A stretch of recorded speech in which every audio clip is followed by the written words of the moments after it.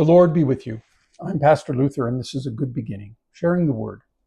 Our Bible verses for today come to us from the prophet Jeremiah, chapter 23, verses 23 and 24, and I'm reading from the Message translation. Am I not a God near at hand? God's decree. And not a God far off? Can anyone hide out in a corner where I can't see him? God's decree. And am I not present everywhere, whether seen or unseen? God's decree. Siblings in Christ, this passage helps us to remember something that should give us great comfort.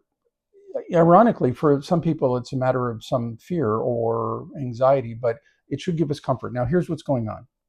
We live in a world where so many things tend to alienate us and separate us from God.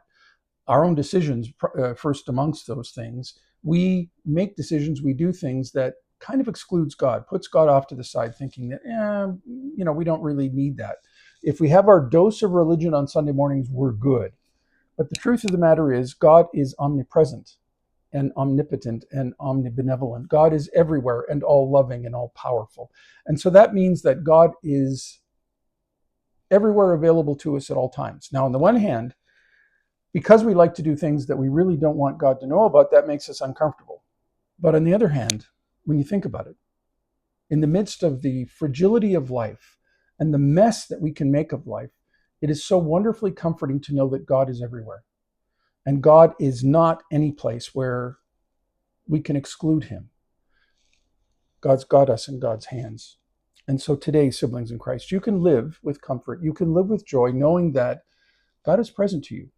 Don't let that freak you out. God's always been present to you. Don't think that you've gotten away with stuff that God hasn't seen. God knows.